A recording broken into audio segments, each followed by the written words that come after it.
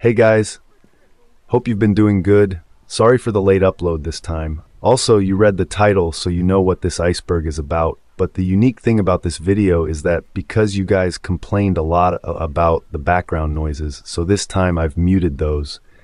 But I'm aware that a lot of you actually like the subtle background noise, so I'm not actually eliminating them completely. Instead, this is just an experiment to see whether you guys think this is better or the subtle background sounds were better.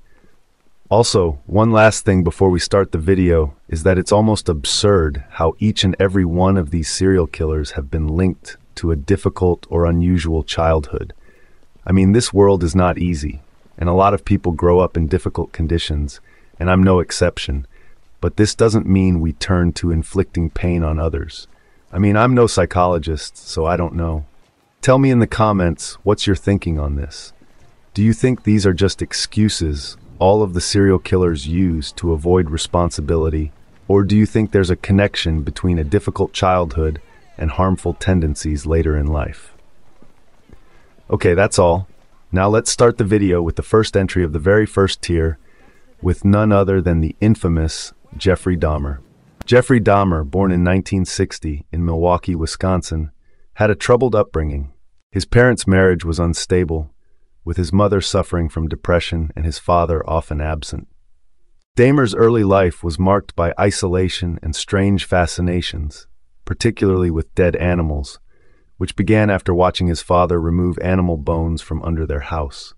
He started collecting roadkill and preserving animal bones, a hobby his father unknowingly encouraged by teaching him how to clean and preserve them. In high school, Dahmer became a loner, turning to alcohol to cope.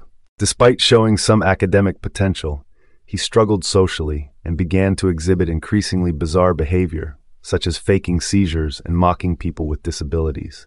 During this time, he also started to grapple with his homosexuality and began having dark fantasies involving control and submission, which eventually merged with his interest in dissection.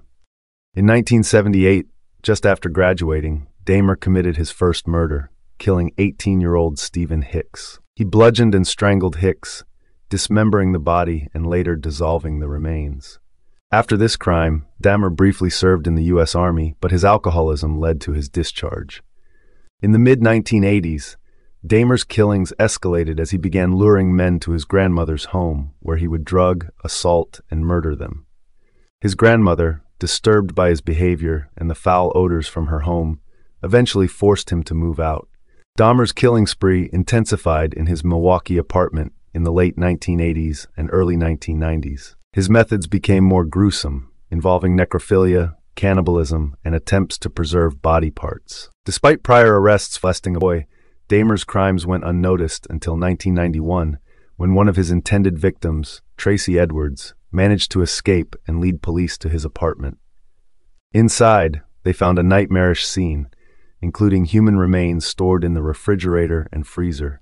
In 1992, Dahmer was sentenced to life in prison for the murders of 17 young men and boys. Though diagnosed with several mental disorders, the jury rejected his insanity plea. Dahmer expressed remorse during his trial, stating he had no desire for freedom and accepted that his actions were monstrous. On November 28, 1994, Dahmer was killed by fellow inmate Christopher Scarver at the Columbia Correctional Institution in Wisconsin.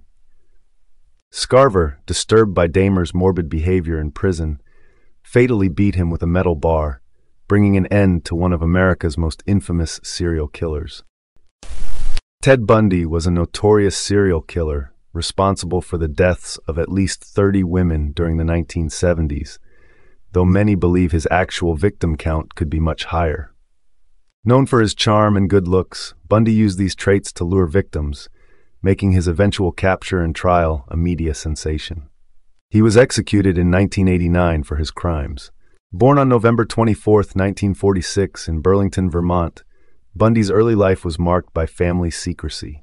His mother, Eleanor Cowell, was unmarried at his birth, so he was raised by his grandparents, believing his mother was his sister. The identity of Bundy's father remains uncertain. In 1951, Bundy and his mother moved to Tacoma, Washington, where she married Johnny Bundy. Though Bundy took his stepfather's last name, he resented him. From a young age, Bundy exhibited troubling behaviors, including a fascination with knives. He was intelligent, but struggled socially and began spying on women and stealing. After graduating with a degree in psychology from the University of Washington, Bundy briefly attended law school.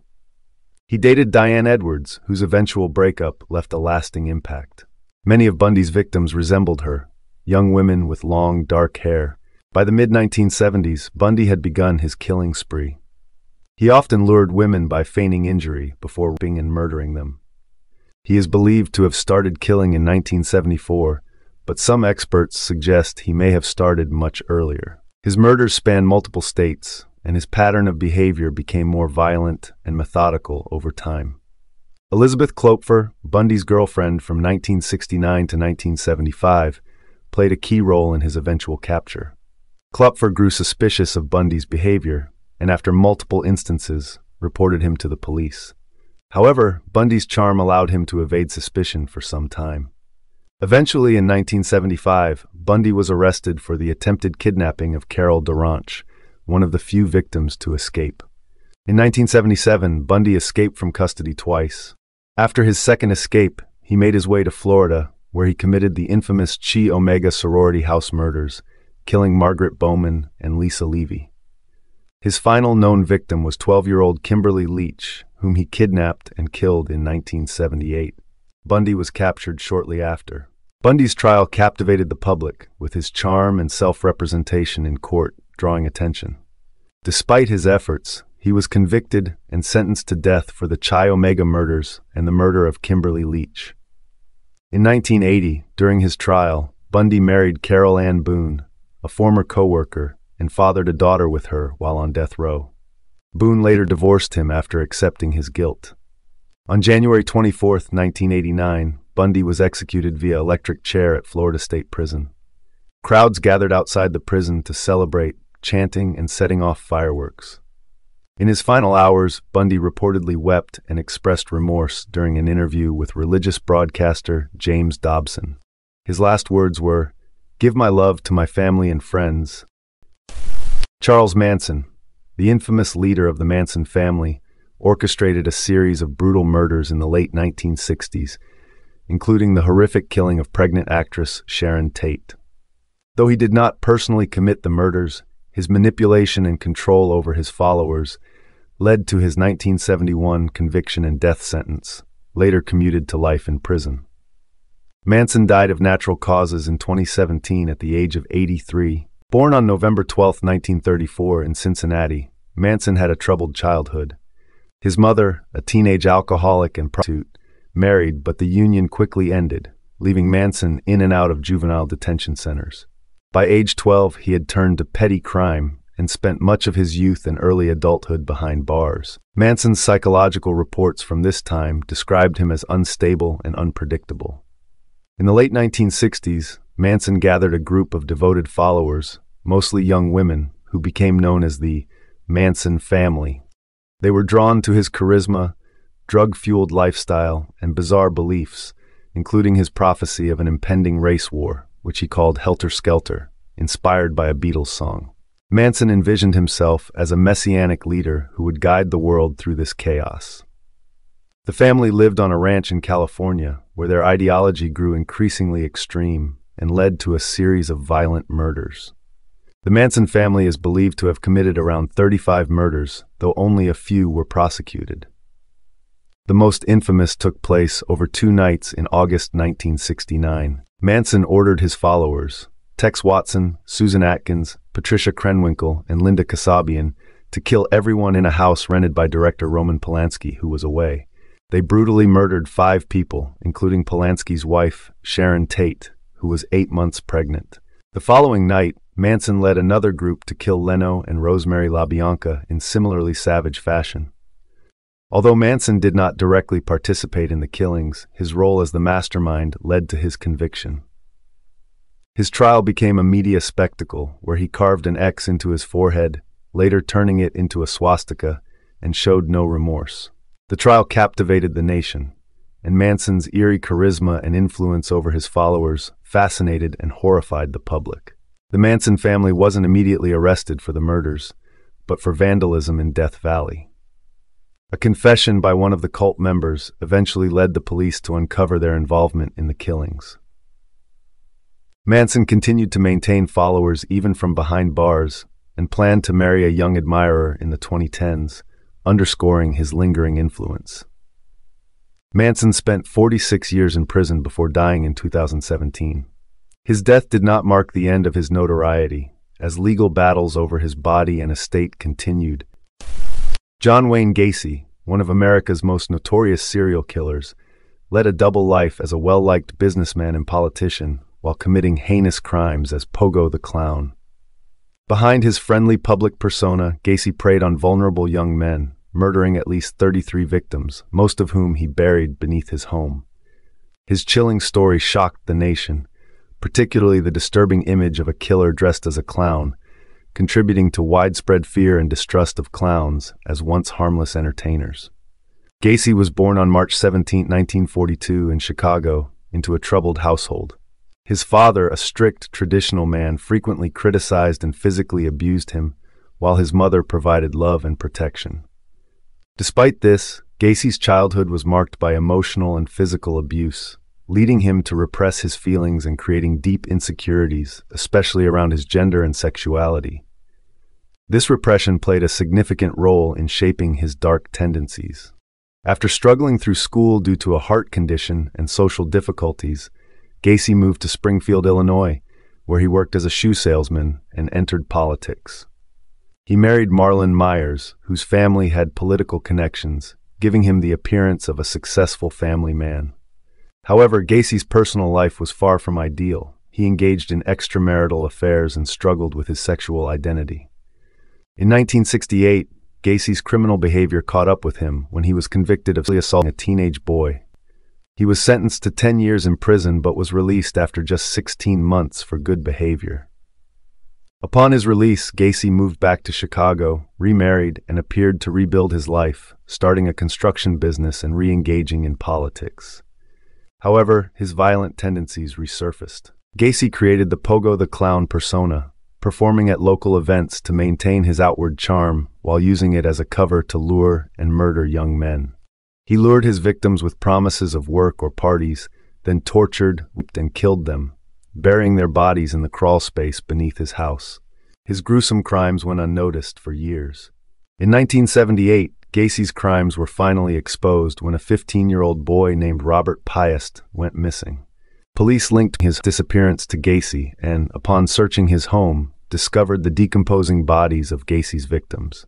He was arrested and charged with 33 murders, the most victims ever attributed to one individual at the time. During his trial, Gacy attempted to plead insanity, but was found fully competent and sentenced to death. He was executed by lethal injection in 1994. In 1888, London's East End, particularly Whitechapel, was a place of immense poverty, crime, and overcrowded living conditions. Amidst this backdrop, a string of horrific murders would grip not only the local community, but the world at large. The killer would come to be known as Jack the Ripper. The terror began on August 31, 1888, when Charles Cross discovered the body of Mary Ann Nichols, also known as Polly, in Bucks Row. Initially, passers-by did not realize the severity of her injuries due to poor lighting. However, upon police examination, it was revealed that Nichols had been brutally murdered, her throat deeply cut, and her body savagely mutilated. Her death would mark the first of the canonical 5 victims linked to Jack the Ripper. The second victim, Annie Chapman, was found on September 8, 1888, in a similar state of mutilation, with organs removed in what seemed to be a precise and skilled manner. This led to theories that the killer possessed medical knowledge, though this idea would later be contested. The horrific mutilations and the removal of organs suggested a killer with deep-seated rage and perhaps some anatomical understanding. As the investigation unfolded, the police were inundated with letters from the public, many of which claimed to be from the killer. One letter in particular, dubbed the Dear Boss letter, would give the murderer his infamous name, Jack the Ripper. Signed by Jack the Ripper, the letter mocked the police and hinted at further violence to come.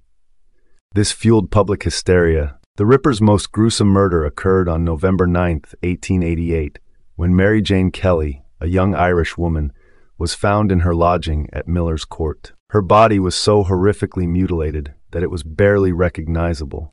Unlike the other victims, Kelly had been killed in her home, giving the killer privacy and time to carry out an unthinkable level of violence. Despite the police's best efforts, led by Detective Inspector Frederick Aberline, the Ripper was never caught. Thousands of people were questioned and multiple suspects were pursued, but the case remained unsolved. One critical clue was found after the murder of Catherine Eddowes, another victim of the Ripper. A piece of her apron, soaked in blood, was found near graffiti that read, "The Jewies are the men that will not be blamed for nothing." Fearing that the message would incite anti-Semitic violence, Police Commissioner Charles Warren ordered the graffiti to be erased before it could be properly examined. Theories about Jack the Ripper's identity abound to this day. Some suspected a local man named Aaron Kosminski, a Polish barber who was later committed to an asylum. Others have pointed to George Chapman, a convicted poisoner, or Montague Druitt, whose family suspected him of the crimes. Modern DNA analysis has hinted at Kosminski, but the results have been widely disputed. Despite the endless speculation, the identity of Jack the Ripper remains one of the most enduring mysteries in criminal history. David Berkowitz, known as the infamous Son of Sam, had a turbulent early life that set the stage for the series of murders that would grip New York City in fear. Born Richard David Falco on June 1, 1953, to Betty Broder, his biological father, Joseph Kleinman, pressured her to give him up for adoption. Just days after his birth, he was adopted by Nathan and Pearl Berkowitz, a middle-aged Jewish couple from the Bronx. Despite Pearl's doting care, Nathan remained emotionally distant, leading to a childhood filled with alienation and instability. David was a troubled and hyperactive child, often getting into mischief and bullying others. His behavior began to escalate after he was struck by a car at age 7, sustaining head injuries. He developed a fascination with fire, which started with burning insects and later turned into setting small fires around his neighborhood. Despite alarming signs, including his parents' decision to seek therapy for him, no serious intervention occurred. At age 14, David suffered the devastating loss of his adoptive mother, Pearl, to breast cancer. Her death deepened his emotional turmoil and further strained his relationship with his adoptive father, especially after Nathan remarried. The sense of isolation that followed Pearl's death pushed Berkowitz into a more alienated existence, constructing a fantasy world that helped him cope with the growing emotional void. Seeking structure, Berkowitz enlisted in the Army in 1971, where he performed well and even earned the status of marksman. However, after his honorable discharge in 1974, his antisocial behavior escalated. Living alone in the Bronx, he reconnected briefly with his biological mother and half-sister, but severed ties after discovering the truth about his adoption. This event, combined with his growing obsession with fire and the occult, marked a turning point. He began setting thousands of fires across New York City, recording them meticulously in a journal under the alias The Phantom of the Bronx. By 1975, Berkowitz became convinced that he was under the influence of demonic forces, particularly through the barking of dogs. His delusion led him to believe that these dogs were commanding him to kill. His violent tendencies initially manifested in stabbing 2 women in late 1975, both of whom survived. Feeling knives were inefficient, he armed himself with a .44 caliber revolver and in 1976 began a spree of shootings that would paralyze New York City. His first murder occurred on July 29, 1976, when he shot and killed Donna Loria and wounded her friend Jody Valenti while they sat in a parked car. This marked the beginning of his reign of terror, targeting couples late at night. The randomness of his attacks and his preference for young women with long, dark hair spread panic across the city, causing women to cut or dye their hair in hopes of avoiding his wrath. Berkowitz taunted the police and the public with chilling letters, signing them Son of Sam. He claimed to be under the control of a monster and on a mission to kill. His cryptic language and brazen attitude toward law enforcement captured the media's attention, further stoking the public's fear. The Son of Sam saga continued into 1977, with Berkowitz killing more victims in brutal, seemingly random attacks.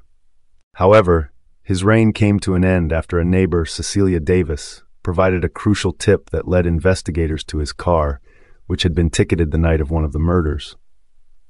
On August 10, 1977, Berkowitz was arrested. Inside his car, police found a rifle and incriminating evidence, including a letter. Berkowitz confessed to the murders and later pled guilty to 6 counts of murder, declining an insanity defense. His conviction marked the end of one of the most infamous killing sprees in American history. In the aftermath, Son of Sam laws were enacted to prevent criminals from profiting from their crimes through media deals. Though Berkowitz remains in prison, his legacy as the Son of Sam endures, with his case continuing to be studied for its psychological, social, and criminal implications. The Zodiac Killer's legacy remains one of the most haunting mysteries in American criminal history. On the chilling night of December 20, 1968, 2 high school sweethearts, David Arthur Faraday and Betty Lou Jensen, became his first known victims. Their murder on a secluded stretch of Lake Herman Road in Vallejo, California, was the beginning of a series of violent, taunting, and deeply unsettling acts by a killer who seemed to thrive on both the terror he invoked and the attention he received. The Zodiac's attacks followed a brutal pattern. He targeted young couples in isolated areas, often in or near their vehicles. In the second known incident, on July 4, 1969, Michael Mageau and Darlene Ferrin were ambushed at Blue Rock Springs Park. The killer, wielding a flashlight and posing as a police officer, shot them both. Darlene died, but Michael survived, providing a description of the killer. In a chilling twist, the Zodiac himself called the police to claim responsibility for the murder, linking it to the 1968 attack. The Zodiac's cryptic letters to the press elevated him from a shadowy figure to a public menace. His letters contained codes and ciphers that hinted at his identity, but these often provided more frustration than clues. The first cipher was cracked by amateur codebreakers Donald and Betty Harden, revealing his disturbing motivations but giving no clue to his identity. In September 1969, the Zodiac evolved from attacks to a horrifying stabbing at Lake Berryessa, where Brian Hartnell and Cecilia Shepard were bound and attacked. While Hartnell survived, Shepard succumbed to her injuries. The Zodiac left his mark, scrawling a message on Hartnell's car door that listed his prior murders and included his now iconic crosshair symbol. 2 weeks later, the Zodiac struck in San Francisco, killing cab driver Paul Stein. This marked a shift in his methods and suggested he was capable of evolving his tactics. Witnesses saw a man matching the Zodiac's description fleeing the scene, but despite this, he continued to evade capture. Taunting the police and public through letters, the Zodiac even included a piece of Stein's bloodied shirt in his correspondence. The Zodiac relished in his infamy, sending over 20 letters filled with cryptic messages, boasts, and threats. One of his most chilling threats was to target schoolchildren, claiming he could pick them off by shooting the tires of a school bus. This instigated mass panic, though the threat was never carried out. While Paul Stein is considered the Zodiac's last confirmed victim, he claimed to have killed 37 people. His communications with the media continued for years, the last of which came in 1974, but the authenticity of some later letters is still debated. Despite extensive investigation, the Zodiac's true identity remains elusive. Arthur Lee Allen emerged as the prime suspect, and while evidence pointed toward him, like his possession of a Zodiac-branded watch and similar physical traits, the case against him was never definitively proven. DNA tests conducted on stamps used by the Zodiac were inconclusive, leaving Allen's involvement unconfirmed before his death in 1992. The unsolved nature of the Zodiac case has spawned countless theories and suspects. Amateur sleuths have suggested links to other notorious criminals like the Unabomber, while others claim that the Zodiac might be a relative or an entirely unknown figure. The unsolved ciphers, especially the Z340, continue to tantalize cryptographers and investigators, who wonder if they hold the key to finally identifying the killer. Richard Ramirez, infamously known as the Night Stalker, was one of America's most notorious serial killers, responsible for a wave of terror across California in the mid-1980s. Born in El Paso, Texas in 1960, Ramirez's early life was marred by trauma, including severe head injuries and a deeply troubling influence from his older cousin, a Vietnam War veteran who exposed him to tales and images of horrific violence. By his teenage years, Ramirez had already begun a descent into drug addiction, petty crime, and a disturbing fascination with Satanism. His criminal activities escalated dramatically in 1984 when he committed his first known murder, brutally killing 79-year-old Jenny Vincow during a burglary. Over the next year, Ramirez embarked on a horrific spree, marked by at least 14 murders and countless other assaults, often characterized by extreme violence and satanic rituals. His victims ranged from young women to elderly couples, and his methods were as varied as they were brutal, including shooting, stabbing, and bludgeoning. Ramirez's reign of terror culminated in his capture on August 31, 1985, after a series of slip-ups, including leaving a footprint at a crime scene and being recognized by members of the public. His trial, which began in 1988, drew widespread attention, not only for the gruesome nature of his crimes, but also for his bizarre behavior in court, where he often displayed satanic symbols and showed no remorse for his actions. Ramirez was eventually convicted on 43 charges, including 13 counts of murder, and was sentenced to death. Despite his horrific crimes, Ramirez attracted a cult following, including Doreen Lioy, who married him while he was on death row. He spent nearly 24 years in San Quentin prison, where he ultimately died of complications from cancer in 2013 at the age of 53. His life and crimes have been the subject of various media portrayals, including a Netflix documentary that sought to shed light on the investigation that brought him to justice, rather than glorify the killer himself. Henry Lee Lucas was a notorious criminal, remembered for claiming responsibility for hundreds of killings during the 1960s and 70s, although only 3, including his mother, were ever verified. He was born on August 23, 1936, in Blacksburg, Virginia, into a difficult home with abusive and alcoholic parents. His mother had a dominant personality and made money through questionable means, which deeply affected Lucas as he grew up. By his teenage years, he exhibited troubling behavior. In 1960, Lucas was convicted for the tragic death of his mother, earning a 20 to 40-year prison sentence. After serving 10 years, he was paroled in 1970, though he struggled to stay out of trouble. He was sent back to prison in 1971 for attempting to take a 15-year-old girl by force, but was released again in 1975. During this time, Lucas partnered with a petty criminal named Otis Toole, and they developed an unhealthy fascination with violence. Along with Toole's niece, Becky Powell, they traveled across the country. Although Lucas claimed to have developed a close relationship with Powell, he later ended her life, as well as that of an elderly woman they had been staying with, Catherine Rich. In 1983, Lucas was arrested for carrying a dangerous weapon. While in custody, he began confessing to an alarming number of crimes, though many of these claims lacked evidence. Despite his confessions, most experts believe he was only responsible for 3 confirmed deaths. He was sentenced to death, but Texas Governor George W. Bush later commuted the sentence to life in prison. While on death row, Lucas embraced religion and became a born-again Christian, spending his final 18 years as a model prisoner. He passed away from natural causes on March 12, 2001, in a Texas prison at the age of 64. Edmund Kemper, infamously known as the Co-Ed Killer, is a notorious criminal responsible for a series of brutal murders, including the lives of 6 young women and members of his own family during the 1970s. His crimes shocked the nation, revealing a complex and disturbing psyche that left a lasting mark on criminal history. Born on December 18, 1948, in Burbank, California, Kemper had a troubled upbringing.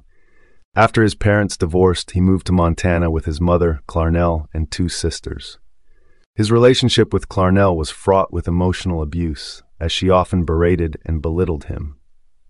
She feared his growing size and dark tendencies, forcing him to live in the basement at the age of 10, fearing he would harm his sisters. From a young age, Kemper displayed signs of deep emotional and psychological issues. He exhibited disturbing behaviors such as violent games, harming animals, and harboring dark thoughts. Fearing for her safety and that of her family, Clarnell sent him to live with his grandparents in North Fork, California.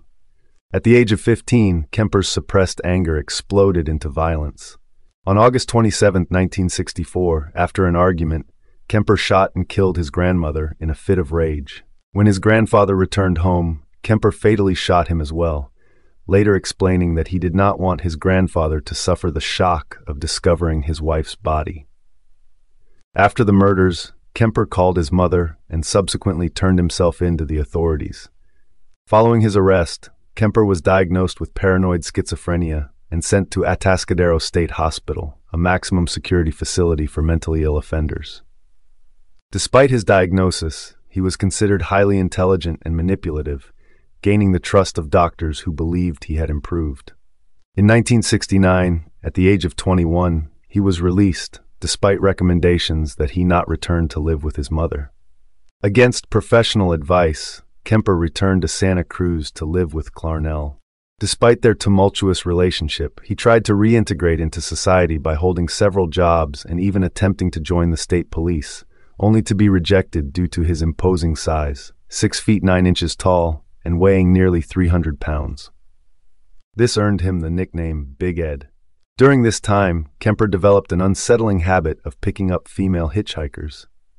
Initially, he would release them unharmed, but by 1972, his fantasies turned deadly.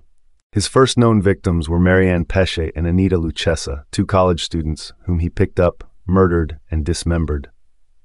This marked the beginning of a year-long killing spree where he targeted hitchhikers, all young women, and carefully planned out his attacks to avoid detection. In April 1973, Kemper's violent impulses reached their tragic peak when he murdered his mother, Clarnell, during a heated argument. While she slept, he bludgeoned and strangled her, then mutilated her body in a grotesque manner that revealed his deep-seated hatred toward her. Following the murder, Kemper called his mother's friend, Sally Hallett, to come to the house, where he killed her as well. Afterward, he fled to Colorado, where he called the police and confessed to his crimes, including the murders of 6 young women. In October 1973, Kemper was charged with 8 counts of first-degree murder. He was found guilty and sentenced to 8 life sentences without the possibility of parole. He is currently incarcerated at the California Medical Facility in Vacaville, where he has become a model prisoner, assisting in various projects, including narrating books for the blind. Ed Gein, often dubbed the Butcher of Plainfield, is one of the most infamous criminals in American history. His grisly crimes shocked the small town of Plainfield, Wisconsin, and reverberated far beyond. His legacy became intertwined with popular culture, inspiring some of the most iconic characters in horror cinema, such as Norman Bates in Psycho, Leatherface in the Texas Chainsaw Massacre, and Buffalo Bill in The Silence of the Lambs. But behind the fictional adaptations lies a story of extreme psychological trauma, isolation, and madness. Born on August 27, 1906, in La Crosse, Wisconsin, he grew up in an intensely dysfunctional family. His father, George, was an alcoholic, and his mother, Augusta, a domineering and fanatically religious woman, controlled nearly every aspect of Ed's upbringing. Augusta preached strict moral values, particularly condemning women as agents of sin and corruption, and kept her sons, Ed and his older brother, Henry, isolated from outside influences.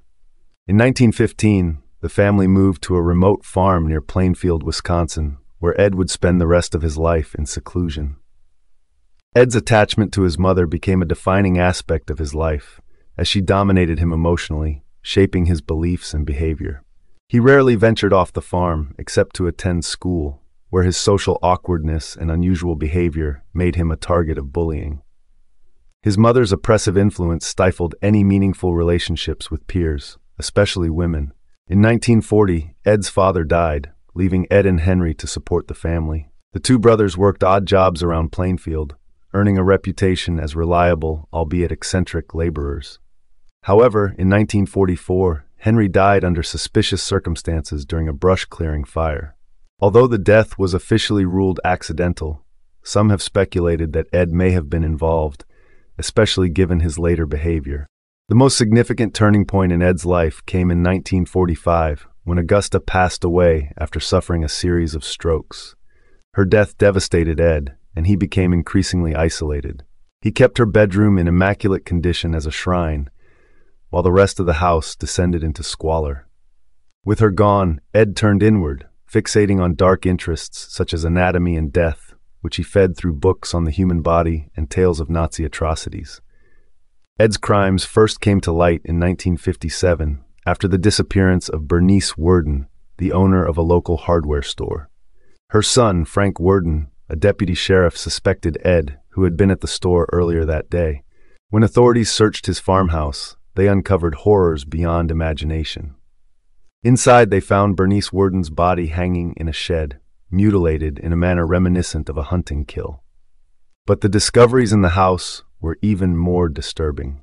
Authorities found human skulls used as bowls, lampshades made of human skin, masks and clothing stitched together from human remains, and a suit made from a woman's torso, which he allegedly wore. These macabre items were not the result of numerous murders, however. He admitted to exhuming corpses from local graveyards to create his morbid trophies. He confessed to killing 2 women, Bernice Worden and Mary Hogan, a local tavern owner who had gone missing in 1954, but it remains uncertain if he was responsible for other unsolved disappearances in the area. After his arrest, he was declared legally insane and committed to Central State Hospital for the criminally insane in Waupun, Wisconsin. He was later found competent to stand trial in 1968 for the murder of Bernice Worden, but was again judged insane at the time of the crime. He spent the remainder of his life in mental institutions, where he was considered a model patient, quiet, compliant, and non-threatening. He died in 1984 from complications related to cancer. Snowtown, nestled among South Australia's farmlands, was an ordinary rural town until May 20, 1999, when police investigating several disappearances were led to a disused bank. Inside, they discovered 6 plastic barrels filled with human remains. Forensic examinations soon revealed that 8 people had been brutally murdered. The gruesome nature of these crimes was made even more shocking by the fact that they had been carried out by a group of 4 men, rather than a lone killer. The orchestrator behind these crimes was John Bunting, a man who preyed on others to carry out his twisted agenda. Born in Queensland in 1966, Bunting had a disturbing history of violent tendencies and manipulative behavior. He was driven by a delusional belief that certain people deserved to die, compiling a list of individuals he believed were dangerous or corrupt, often based on nothing more than rumors. Bunting was not alone in his crimes. His closest accomplice, Robert Wagner, shared his distorted vision and acted with equal brutality. Wagner, born in 1971, embraced Bunting's warped justification for their violent spree, which claimed the lives of people they knew, friends, acquaintances, and even family members. James Vlasakis, Bunting's stepson, was drawn into the killings at a young age, emotionally vulnerable and easily manipulated by Bunting. Born in 1979, Vlasakis was coerced into committing horrific acts, exploited by Bunting's influence. Mark Hayden, born in 1958, had a lesser, though still chilling role in the group. Though he didn't directly participate in the murders, he helped conceal the evidence, including the remains of his own wife. His involvement underscored the control Bunting exerted over his followers, pushing them to abandon moral boundaries. The victims, many of whom were part of the killer's social circle, were targeted for reasons ranging from personal vendettas to sheer convenience. In addition to the murders, the group profited financially from their victims by stealing personal information and pocketing tens of thousands of dollars in fraudulent gains. The discovery of the bodies led to the arrests of Bunting, Wagner, Vlasakis, and Hayden. Though only one of the murders occurred in Snowtown, the name of the town would forever be tied to the case. The trial, the longest in South Australia's history, revealed the full extent of the group's cruelty. John Bunting was sentenced to 11 life terms without parole, while Robert Wagner received 10 consecutive life sentences. James Vlasakis, who cooperated with authorities, was sentenced to 4 life terms, and Mark Hayden received 25 years for his role in concealing the crimes. During the late 1970s, Northern England faced terror as a brutal serial killer, later named the Yorkshire Ripper, shocked the country. On October 30th, 1975, Wilma McCann, a 28-year-old mother of four, was found bludgeoned and stabbed near her Leeds home. Her death launched an extensive police investigation, but early biases about her lifestyle, speculating involvement in prostitution, led to delays and more victims. The second victim, Emily Jackson, was murdered in January 1976, attacked with a hammer and stabbed over 50 times. A boot print left at the scene became a significant clue, but the focus on linking the murders to sex work continued, shaping police theories. This narrow perspective persisted until the killer changed his pattern, leaving more clues that were often misinterpreted. In February 1977, Irene Richardson, another woman involved in prostitution, was killed. Despite finding tire tracks at the scene, investigators failed to capitalize on the lead.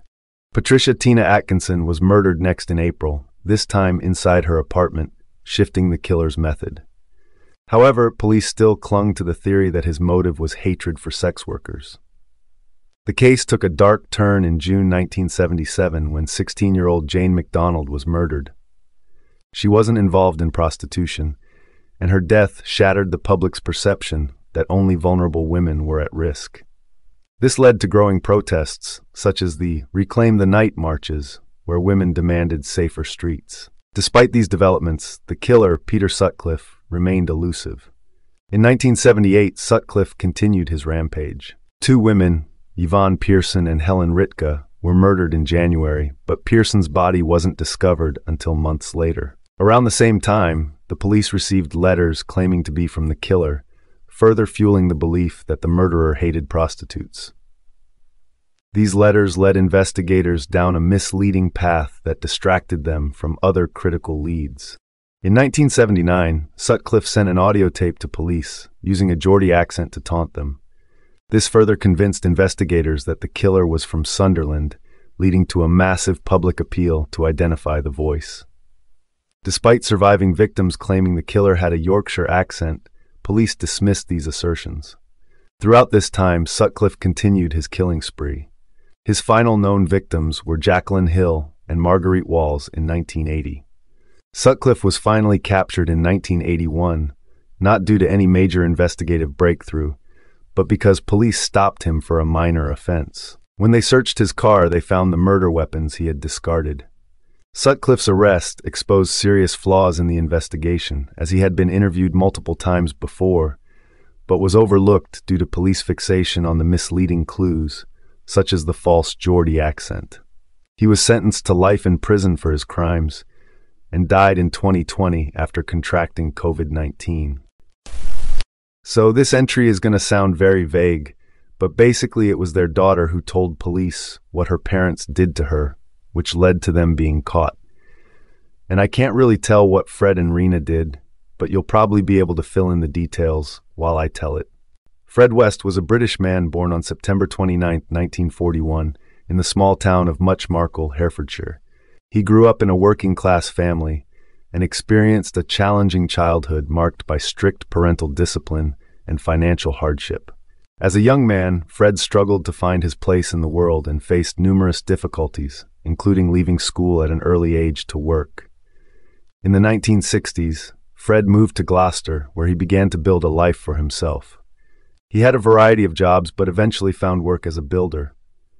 This trade allowed him to develop practical skills that would later play a role in his life. During this time, he also met and married his first wife, Rena Costello, and together they had several children. However, the marriage was fraught with challenges, leading to its eventual dissolution. Following the end of his first marriage, Fred met Rose West in 1969. The couple quickly became partners in both life and work, often seen renovating homes and operating a small boarding house together. They became well known in their community and seemed to have a typical family life. Fred and Rose had several children together, and they were often described as a close-knit family. However, beneath the surface, Fred's life began to take a darker turn. In the 1970s, police began to investigate Fred and Rose due to suspicions regarding the sudden disappearances of young individuals connected to them. Despite these investigations, Fred managed to evade serious scrutiny for several years, maintaining a seemingly normal existence. As the investigation continued, it became clear that there were significant issues within Fred and Rose's household. Many of the families of the missing individuals expressed deep concerns about the couple's activities. The police conducted numerous inquiries but faced challenges in gathering concrete evidence. In 1994, following years of investigation, police made a significant breakthrough when they discovered disturbing evidence related to the couple. This discovery led to a more thorough investigation into their activities. Fred and Rose were arrested, and the case quickly became one of the most high-profile criminal investigations in British history. As the legal proceedings unfolded, the public was captivated by the details of the case. The couple's actions shocked the nation and raised questions about societal dynamics and the nature of relationships. Fred was charged with multiple offenses, and the legal process revealed a complex story of his life and relationships. Fred West was ultimately convicted in 1995. However, he did not stand trial for his actions, as he died in prison under tragic circumstances. His death left many questions unanswered, and it marked the end of a highly publicized case that had captured the attention of the nation. The Boston Strangler, responsible for a series of 13 murders in Boston, terrorized the city, starting in 1962. The first victim, 55-year-old Anna Slessers, was found strangled with her bathrobe belt. The victims, ranging from 19 to 85, were all women, mostly living alone. The killer often gained entry without signs of forced entry, leading police to believe he posed as someone trustworthy. Strangulation with items from the victims' homes was his method, and fear spread as women grew increasingly afraid to be alone. In 1964, Albert DeSalvo, a convicted rapist, confessed to the murders while already imprisoned for sexual assaults known as the Green Man crimes. DeSalvo's detailed confessions included unreleased details about the murders, but inconsistencies in his accounts led many to doubt his claim. Some suspected DeSalvo sought notoriety, and without solid forensic evidence, he was never tried for the murders. Instead, DeSalvo was sentenced to life for his crimes and was later stabbed to death in his cell in 1973, leaving the case unresolved. The Boston Strangler case was notorious for its forensic challenges. In the 1960s, investigative tools were limited, with no DNA testing, and the police relied on fingerprinting and blood typing. Investigators couldn't find physical evidence, like fingerprints or fibers, directly linking DeSalvo to the crime scenes. This lack of evidence cast doubt on whether he was truly the killer, or if someone else might have been responsible for some or all of the murders. In 2013, DNA analysis finally linked DeSalvo to Mary Sullivan, one of the Strangler's victims, confirming his involvement in at least one murder. Despite this breakthrough, questions lingered about the other 12 killings. Albert Fish was one of the most unsettling figures in early 20th century crime. Born in 1870, he came from a troubled background and experienced severe hardships growing up. Fish spent part of his childhood in an orphanage, where he faced difficult circumstances that greatly influenced his behavior later in life.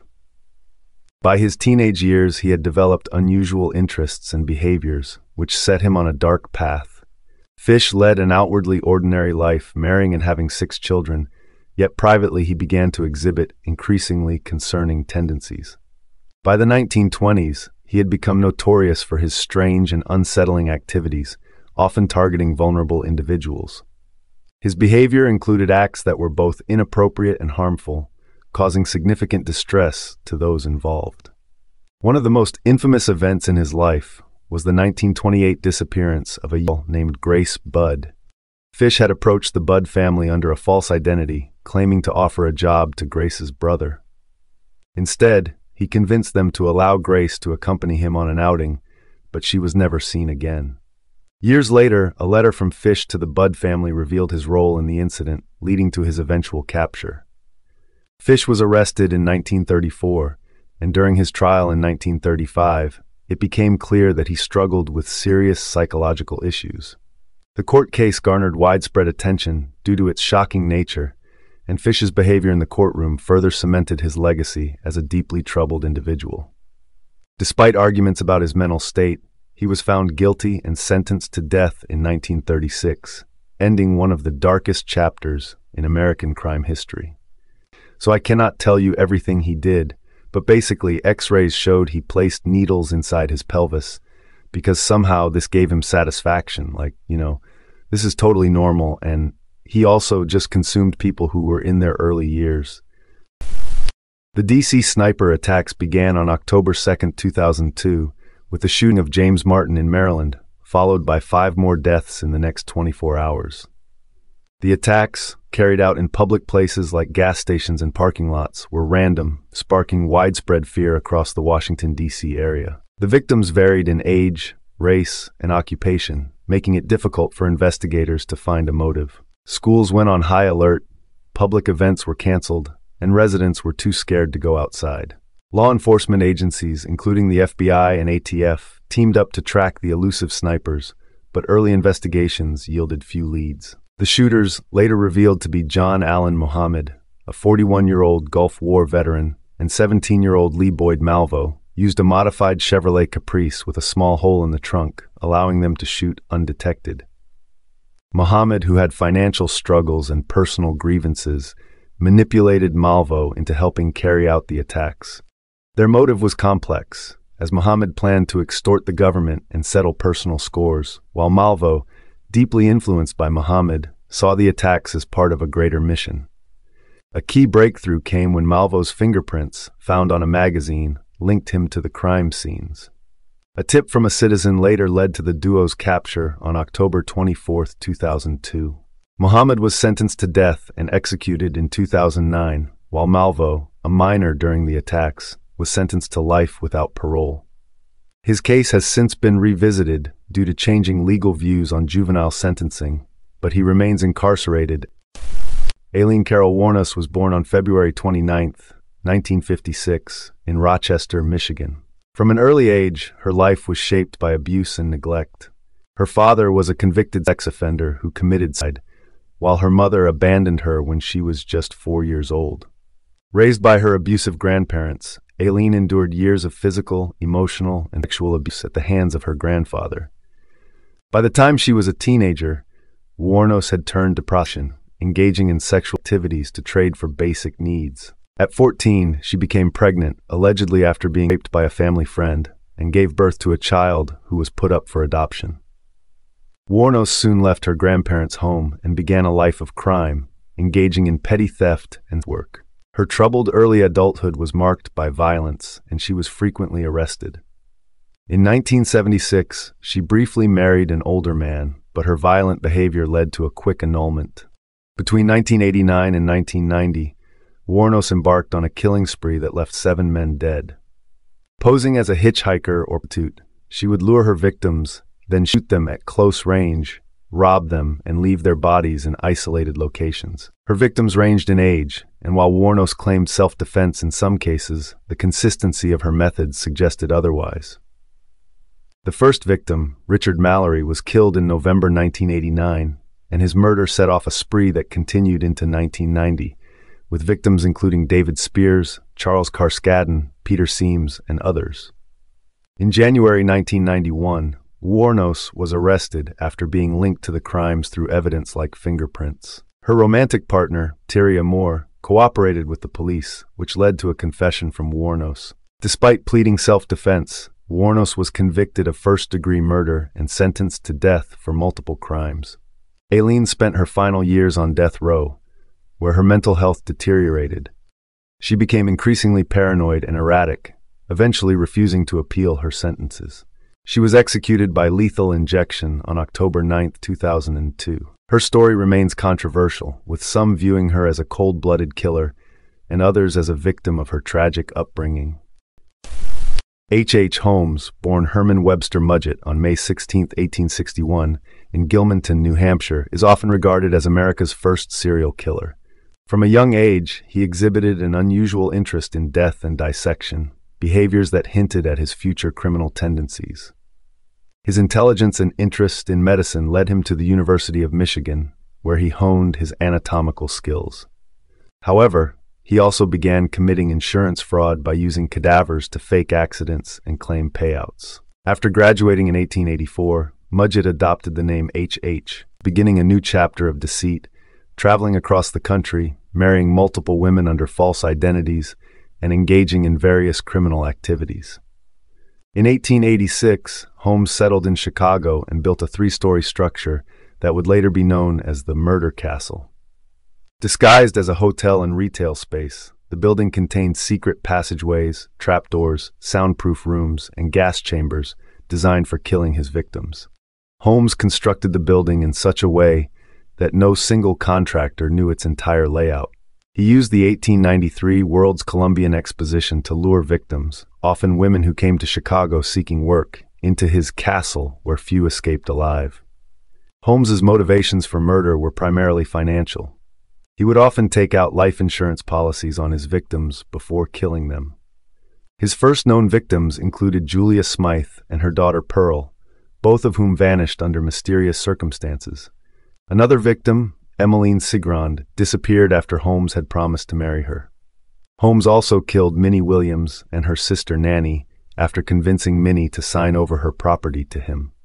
Despite his marriage to Georgiana Yoke, who miraculously survived, Holmes had a habit of marrying and killing women for their wealth. Holmes's downfall came not directly from the murders, but through an insurance scam involving an accomplice, Benjamin Pitezel. Holmes planned to fake Pitezel's death, but instead he killed him and later murdered Pitezel's 3 children. These shocking acts led to his arrest in November 1894. Initially charged with insurance fraud, investigators soon uncovered the full extent of his crimes. Holmes was convicted of Pitezel's murder and sentenced to death. On May 7, 1896, he was hanged, showing no remorse for his actions. Ivan Milat, often referred to as the backpacker murderer, is one of Australia's most infamous serial killers, responsible for a string of brutal murders between 1989 and 1993. His targets were young backpackers traveling through Australia. Marko Milat was born on December 27, 1944, in Guildford, New South Wales, to a large Croatian immigrant family. As the 5th of 14 children, he grew up in a household known for its strict discipline and dysfunction. Violence was reportedly common in the Milat family, which likely contributed to Ivan's troubled development. Milat's delinquent behavior began early, marked by rebellion and petty criminal activities such as theft and break-ins. By his mid-teens, he had already had several brushes with the law. Despite these early warning signs, Milat largely managed to avoid significant prison time, which allowed his criminal behavior to escalate unchecked over the years. The murders that earned Milat his notorious nickname began in the late 1980s, targeting young travelers who were hitchhiking through Australia. The country's vast landscapes and isolated roads made backpackers easy targets. The first chilling discoveries occurred in September 1992, when the remains of British tourists Caroline Clark and Joanne Walters were found in the Belanglo State Forest, a remote area southwest of Sydney. Both women had been subjected to extreme violence, with Clark being shot multiple times and Walters stabbed 35 times.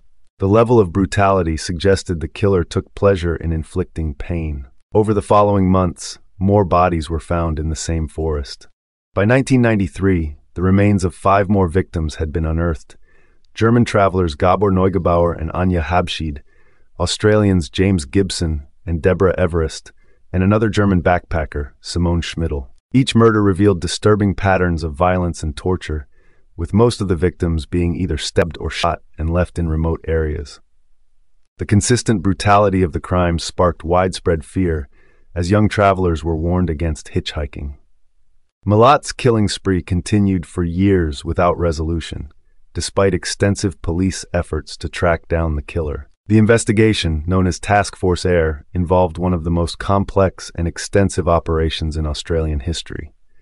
A breakthrough occurred in 1994 when a British backpacker, Paul Onions, came forward with a critical piece of evidence. Onions had been hitchhiking in Australia in 1990 when a man named Bill picked him up. During the drive, Onions became suspicious of his driver, and when Bill stopped the car, pulled out a gun, and attempted to abduct him, Onions managed to escape and alert the police.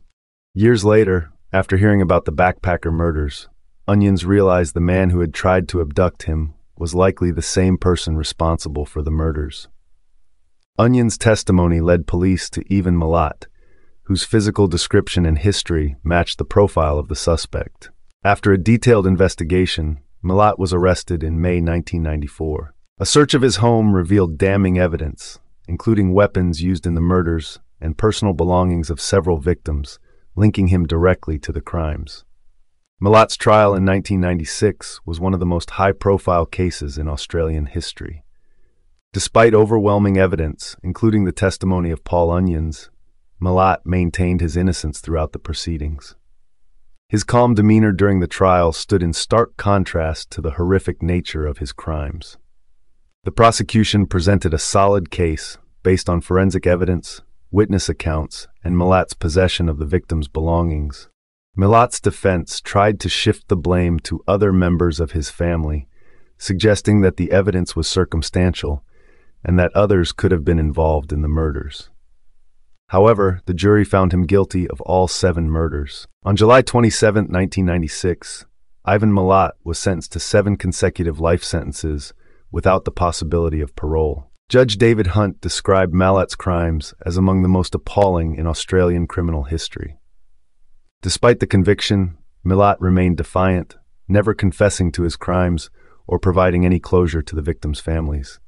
While Milat's conviction brought some closure to the families of the 7 known victims, there remains speculation that he may have been responsible for other unsolved murders across Australia, particularly those involving missing hitchhikers. However, Milat refused to cooperate with authorities, and the full extent of his crimes may never be known. Ivan Milat died in 2019 while serving his life sentences, taking with him any secrets about other potential victims. Andrei Chikatilo, dubbed the Butcher of Rostov or the Red Ripper, was one of Russia's most notorious serial killers, responsible for at least 52 murders between 1978 and 1990. His victims were often women and children, and his crimes were marked by brutal mutilation and sexual violence. Born in 1936, Chikatilo's early life was marred by poverty, famine, and rumors that his brother had been eaten by neighbors, events that may have contributed to his violent tendencies. His childhood was filled with social and sexual dysfunction, which fueled his violent fantasies as he grew older. Despite his psychological issues, Chikatilo led a double life, appearing as a family man and working as a school teacher. However, underneath this facade, he lured his victims, often vulnerable individuals, into secluded areas where he would overpower them, sexually assault them, and mutilate their bodies. He derived sexual pleasure from these violent acts, particularly from stabbing and biting his victims.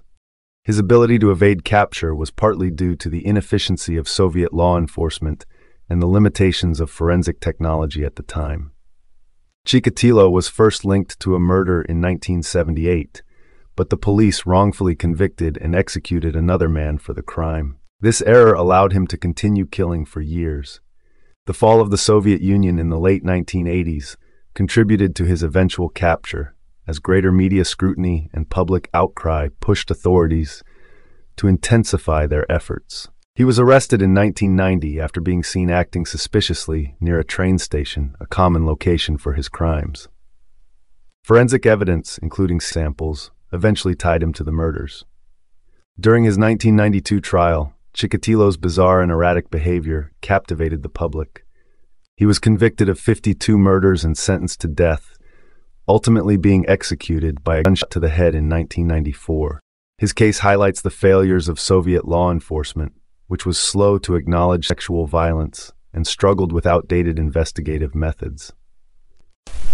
The Grim Sleeper, Lonnie David Franklin Jr., was a serial killer whose crimes in South Los Angeles spanned over 2 decades, targeting marginalized women, many of whom were Black, struggling with addiction or involved in work.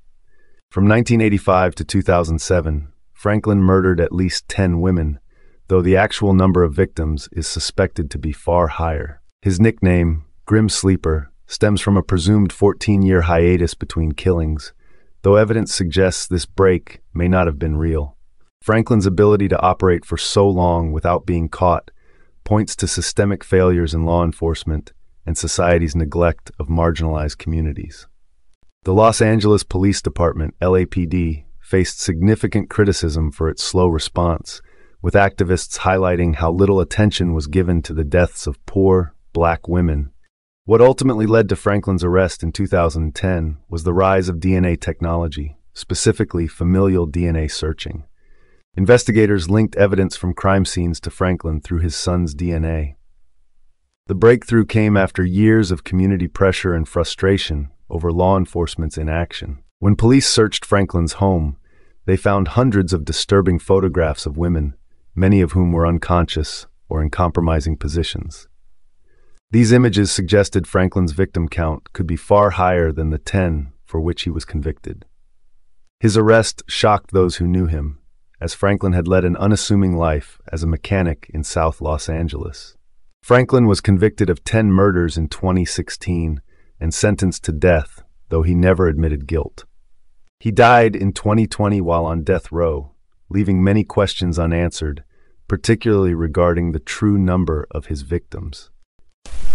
The Hillside Strangler case is one of the most notorious serial killer stories in American history, involving the brutal murders of 10 women in Los Angeles between 1977 and 1978.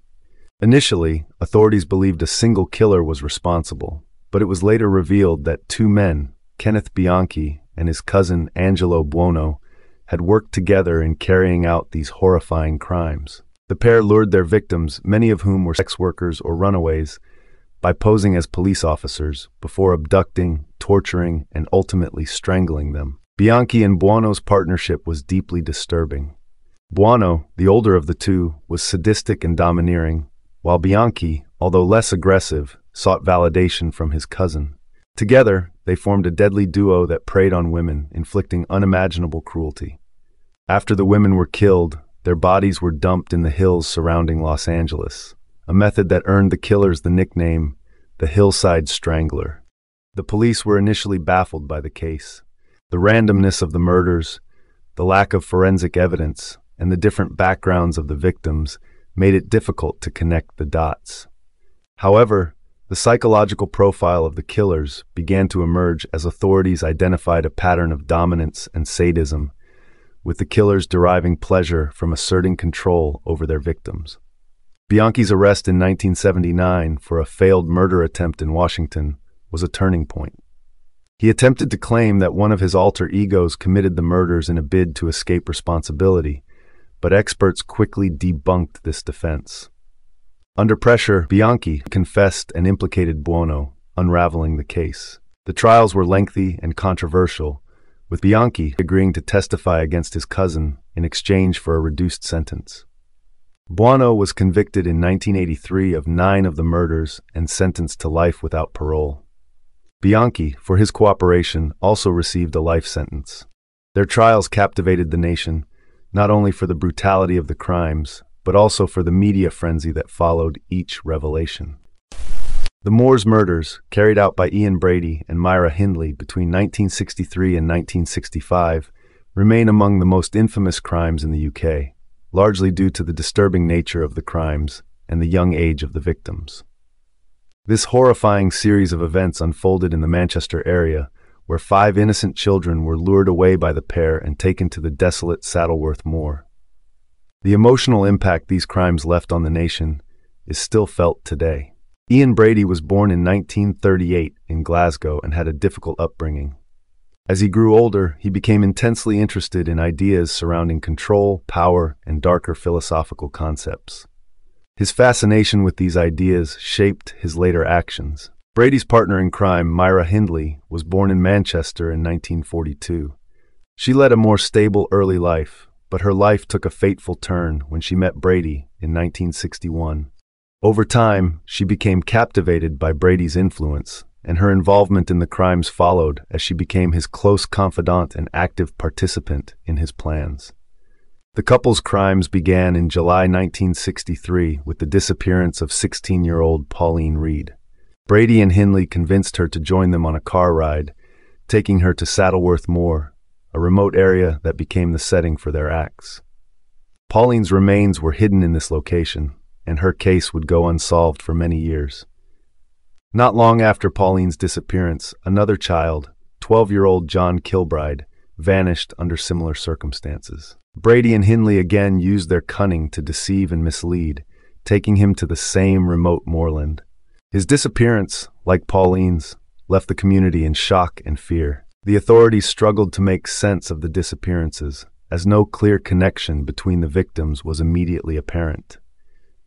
The pair continued their crimes over the next 2 years with 3 more children, Keith Bennett, 12, Leslie Ann Downey, 10, and Edward Evans, 17, becoming victims.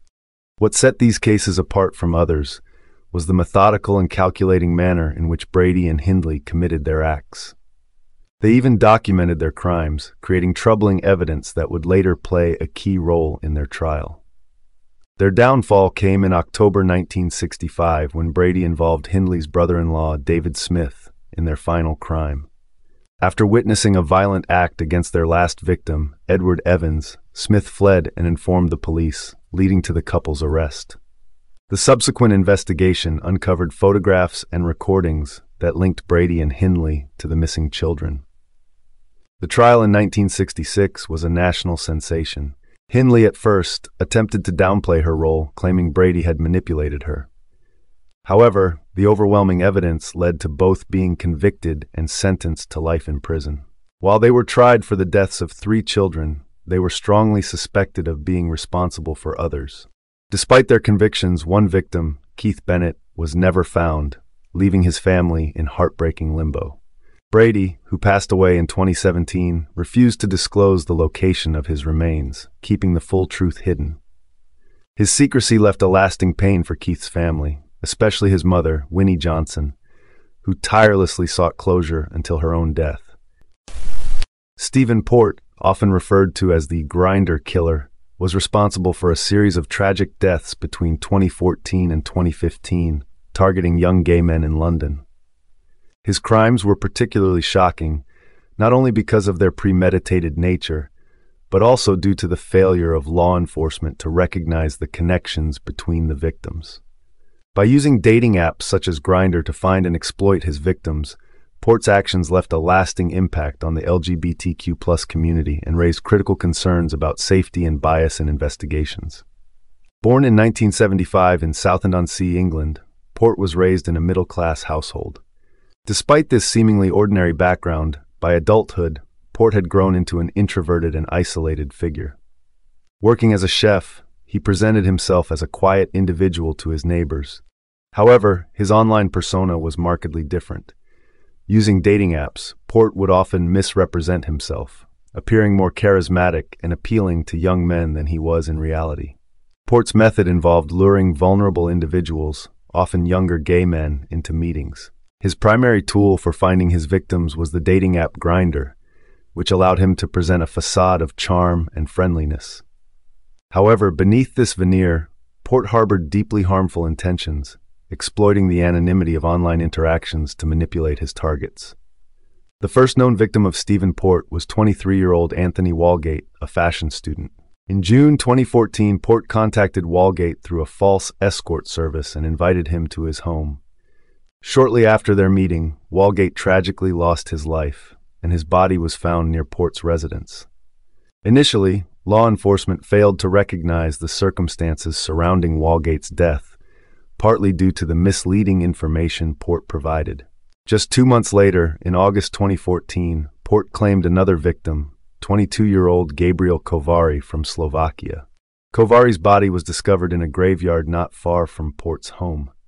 In September 2014, 21-year-old Daniel Whitworth became the 3rd victim found in the same location. To complicate matters further, Port left a staged side note on Whitworth's body, attempting to make it appear as if Whitworth had unintentionally caused Kovari's death and taken his life out of guilt. It wasn't until September 2015, when 25-year-old Jack Taylor was found deceased under eerily similar circumstances, that the police began to piece together the pattern. Taylor had also met Port through Grindr, and the similarities between his case and the previous deaths were hard to ignore. One of the most controversial aspects of the Stephen Port case was the police's failure to connect the dots sooner. Despite the similarities in the victims' profiles and the circumstances of their deaths, police initially treated them as unrelated incidents, even accepting the fabricated side note as genuine evidence. This oversight allowed Port to continue his actions, leading to more tragic losses.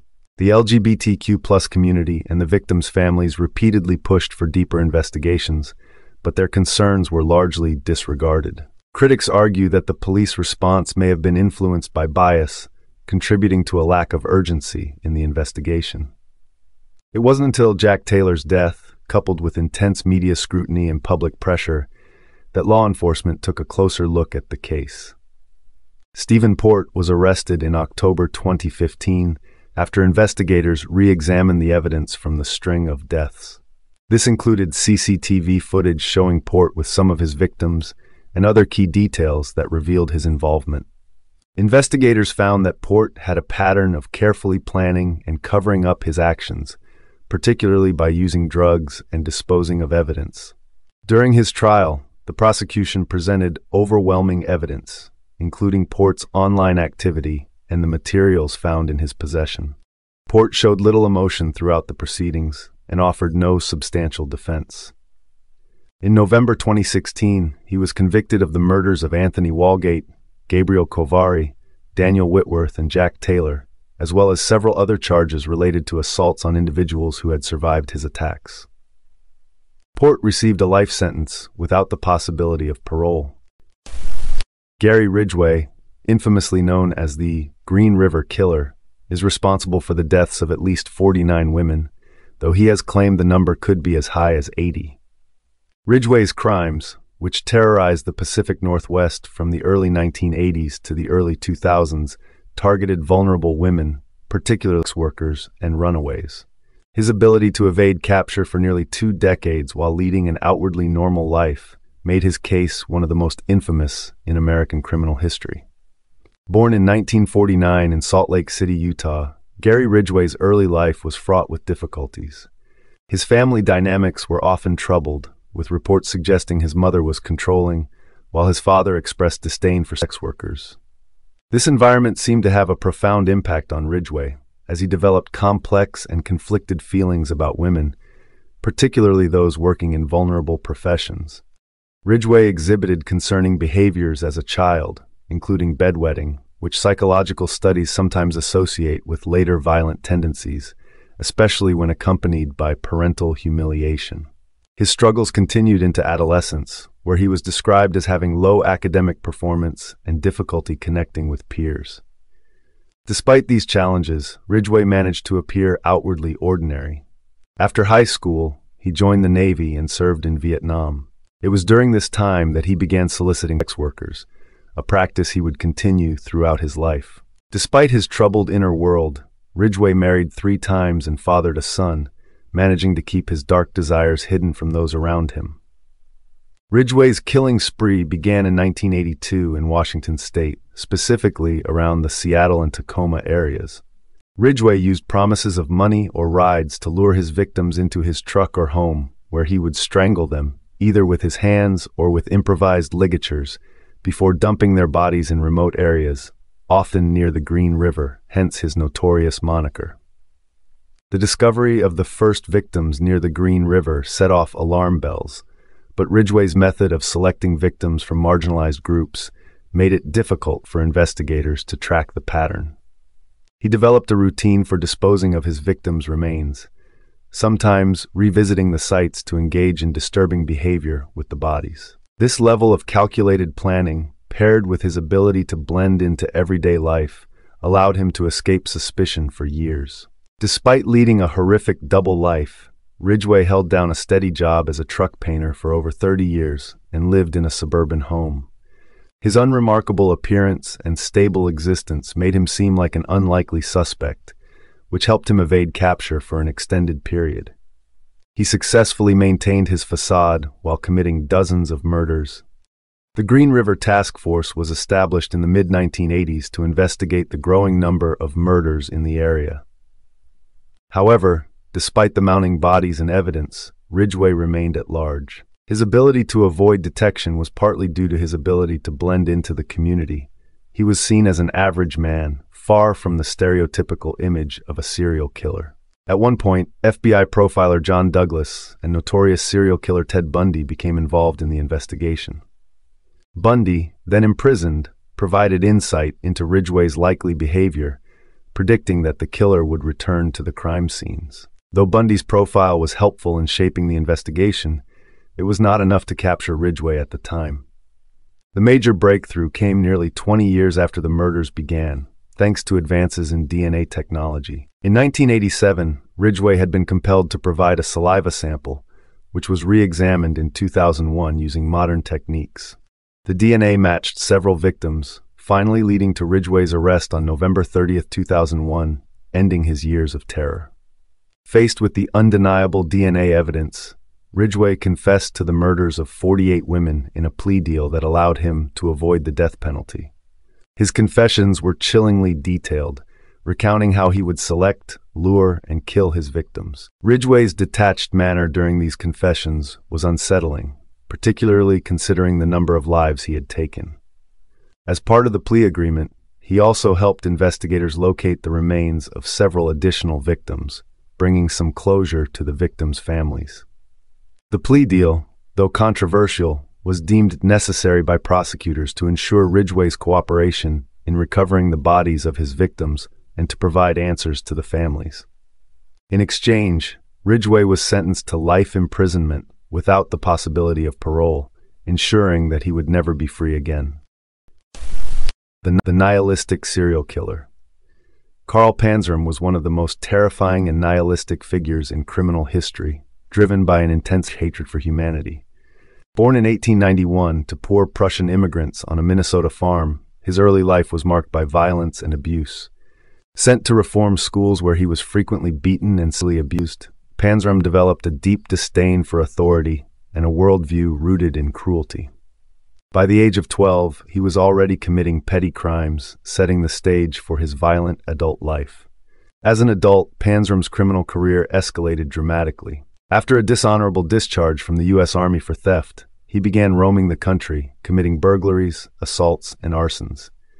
He claimed to have committed thousands of crimes, including at least 21 murders, though the exact number remains unknown. His first confirmed murder occurred in 1920, when he lured and killed a man in New York, bludgeoning him to death with a rock. Panzram's violent tendencies knew no borders. He committed crimes across the U.S., South America, and Africa, making him difficult to track and prosecute.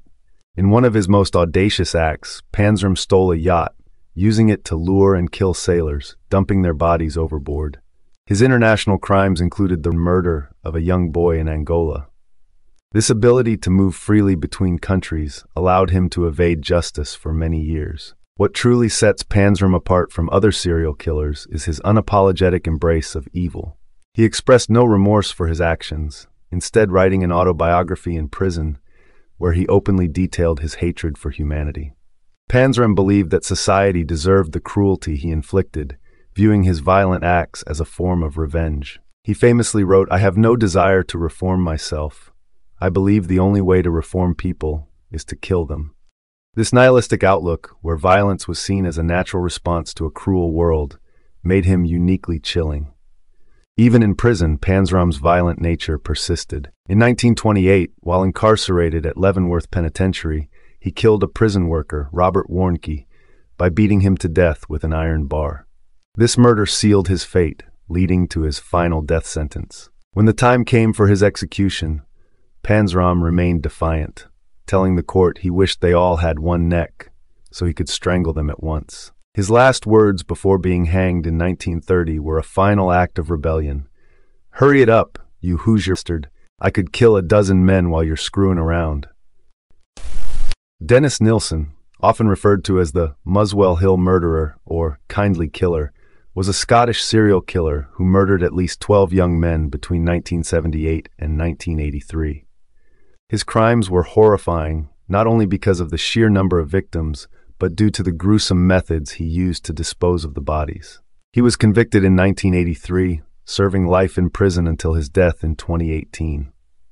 Nilsen's background played a significant role in shaping his disturbing behavior.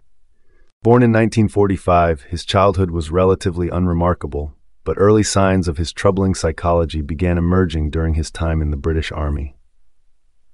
Serving as a cook, Nilsson experienced deep loneliness and developed morbid fantasies involving dominance, control, and death. His fantasies began to take a more sinister turn during his deployment in Aden, where the trauma of violent experiences possibly triggered his fascination with death. He would later confess that he envisioned sexual encounters with the lifeless bodies of men, and this deeply disturbing fantasy evolved into his actual killing spree. Nilsson's modus operandi involved luring young men, often homeless or down on their luck, to his home.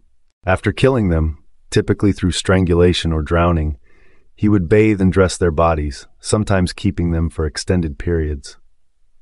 He lived with the bodies for days or weeks before remembering and disposing of them. Nilsson attempted to hide his crimes by flushing body parts down the toilet or burning them in his backyard, but he was ultimately discovered when his plumbing became clogged with human remains.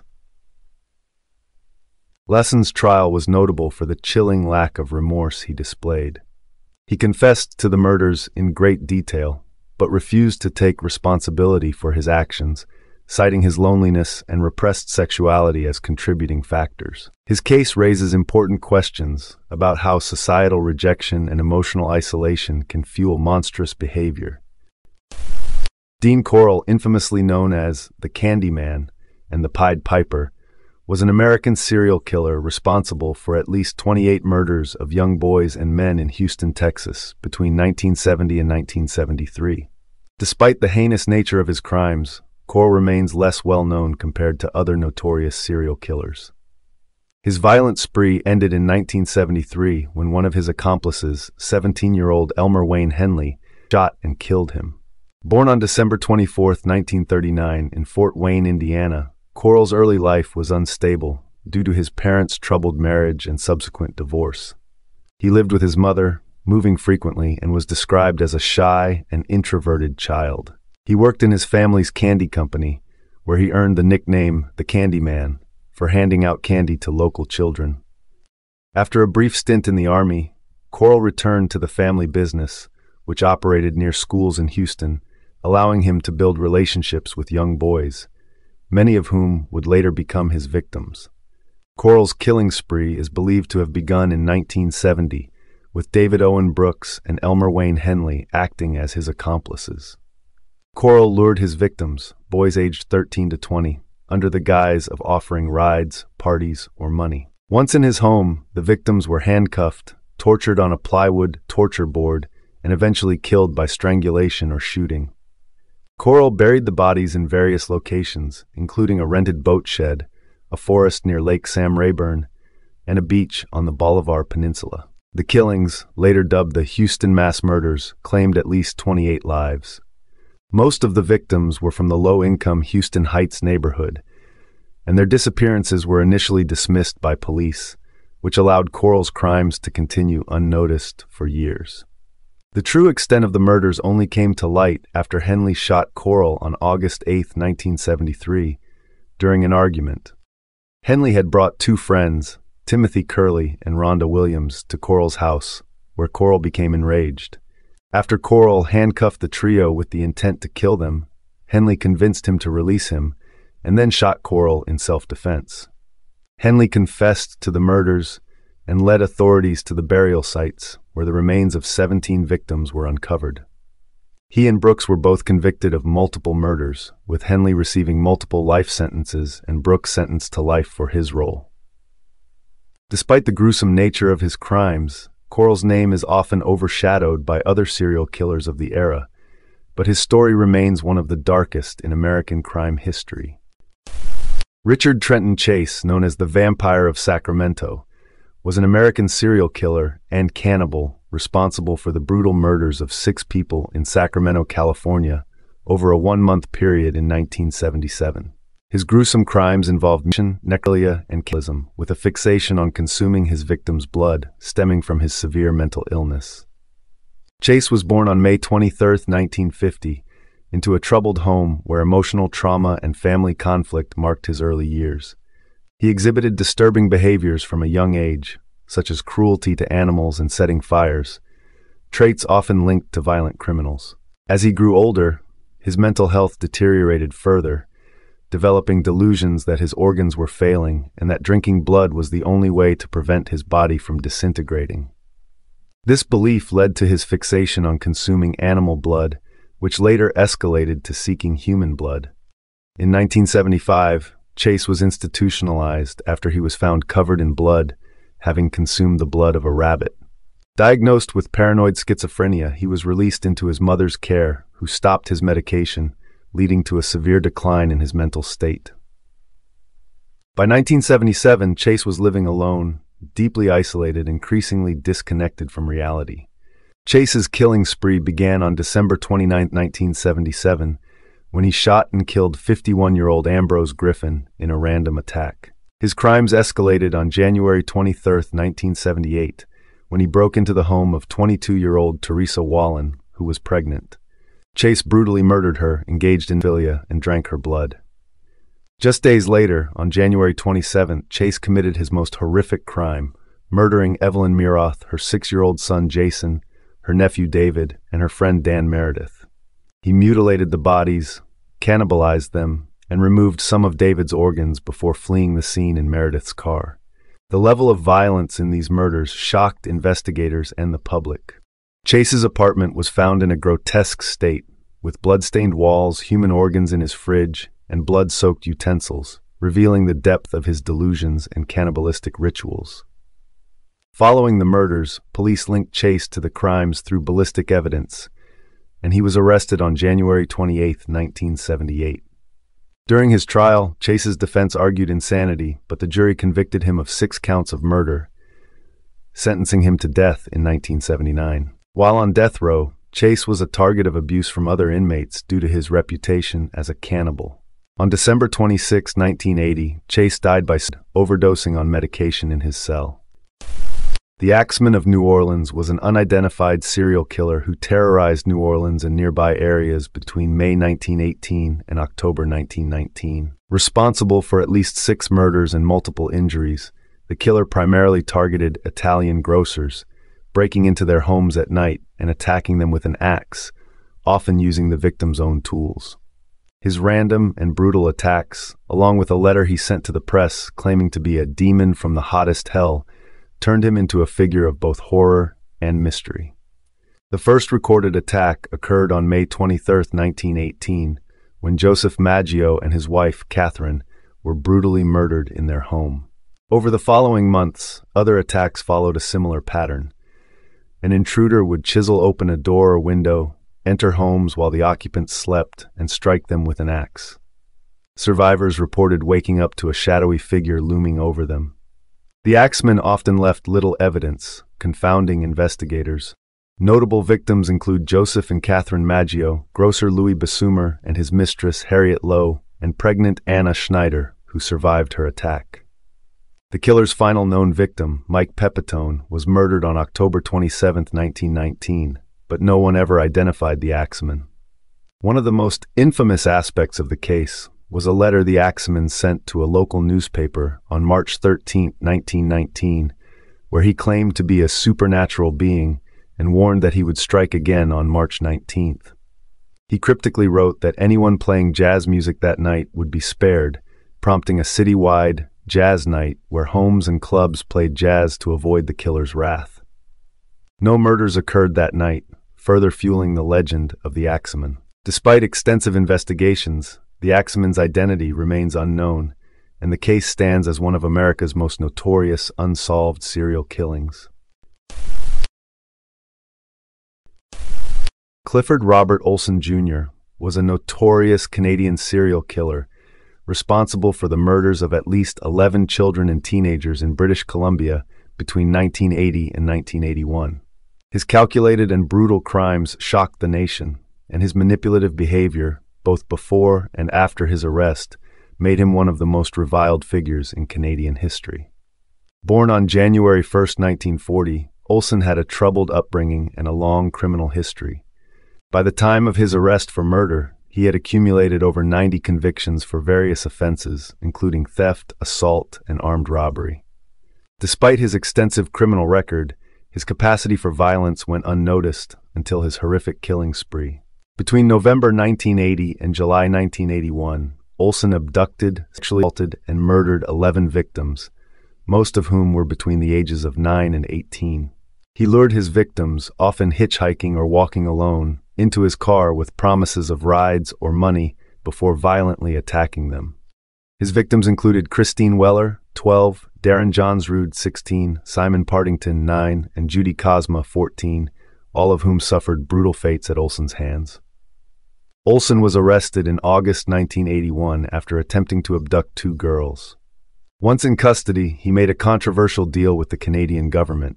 In exchange for $100,000 to be paid to his wife and son, he would reveal the locations of his victims' bodies. Known as the Cash for Bodies deal, this arrangement outraged the public, though authorities believed it was necessary to bring closure to the victims' families. In January 1982, Olsen pled guilty to 11 counts of first-degree murder and was sentenced to 11 consecutive life sentences with no possibility of parole for 25 years. Despite being imprisoned, he continued to manipulate the system, writing letters to victims' families and repeatedly petitioning for parole, even though his chances of release were non-existent. His actions furthered his notoriety and reignited debates about parole eligibility for serial killers in Canada. Olsen died of cancer on September 30, 2011, at the age of 71, bringing an end to one of the darkest chapters in Canadian criminal history. Gilbert Paul Jordan, also known as the Boozing Barber, was a Canadian serial killer responsible for the deaths of at least 10 women, many of whom were Indigenous. His method of killing was unusual. He used alcohol as his weapon, force-feeding his victims dangerous amounts until they died of alcohol poisoning. Operating in Vancouver, British Columbia, from the late 1960s through the 1980s, he primarily targeted marginalized women from Vancouver's downtown east side, a neighborhood plagued by poverty and crime. Despite being connected to numerous deaths, Jordan was only convicted of manslaughter in one case due to the difficulty of proving his method as murder under Canadian law. Born on December 12, 1931, in Vancouver, Jordan had a criminal record dating back to the 1950s, including theft, assault, and drunk driving. A trained barber, he earned the nickname the Boozing Barber due to his heavy drinking habits. He frequented bars in downtown East Side, where he befriended vulnerable women, often offering them alcohol in exchange for company or sex. Once alone, Jordan encouraged them to drink excessively, sometimes force-feeding them alcohol until they succumbed to poisoning. Jordan's victims were often Indigenous women who struggled with addiction or were involved in work. His focus on marginalized women, combined with the lack of urgency from law enforcement, allowed him to evade serious consequences for years. Many of his victims' deaths were initially ruled as alcohol-related accidents. Jordan's pattern of behavior came to light after Vanessa Buckner's death. Witnesses testified that Jordan had forced her to continue drinking even after she became unconscious. Jordan was convicted of manslaughter in Buckner's death in 1988 and sentenced to 15 years in prison. However, he served only 6 years before being released on parole in 1994. Following his release, Jordan continued to breach parole conditions by frequenting bars and exhibiting suspicious behavior. Despite these violations, he was never convicted of another murder. His continued dangerous activities sparked public outrage and calls for criminal justice reform, particularly concerning how parole is handled for violent offenders in Canada. Jordan died on July 7, 2006, in a long-term care facility in Vancouver. His case left a dark legacy, exposing systemic issues in Canada's justice system and highlighting the vulnerabilities faced by marginalized women, particularly Indigenous women. His ability to evade serious legal consequences for years despite his deadly actions remains a stark reminder of the flaws in handling serial offenders. Robert William Pickton, also known as Willie Pickton, is one of Canada's most notorious serial killers. Convicted of murdering 6 women, though suspected of killing as many as 49, Pickton operated from his family's pig farm in Port Coquitlam, British Columbia, where he lured vulnerable women, often from Vancouver's downtown east side, to their deaths. His heinous crimes, which involved disposing of bodies by feeding them to pigs, shocked the nation and exposed severe failings in law enforcement's handling of missing persons cases, particularly marginalized women involved in sex work and struggling with addiction. Born on October 24, 1949, in Port Coquitlam, Picton grew up on the family's pig farm, which was known for its squalor. His parents were neglectful, leaving Picton and his siblings to fend for themselves. He dropped out of school in the 9th grade and worked on the farm, which would later become the center of his horrific crimes. As an adult, Picton was a loner, often described as disheveled and socially awkward. Despite this, he found some success as a pig farmer and through his non-profit charity, which hosted wild parties that often involved workers from Vancouver's downtown east side. This neighborhood, plagued by poverty and addiction, was where many of Picton's victims lived. The area's high crime rate and the marginalized status of the women Picton targeted meant their disappearances were often overlooked or inadequately investigated by authorities. Picton's killing spree likely began in the late 1980s, but it wasn't until the 1990s and early 2000s that he came under serious suspicion.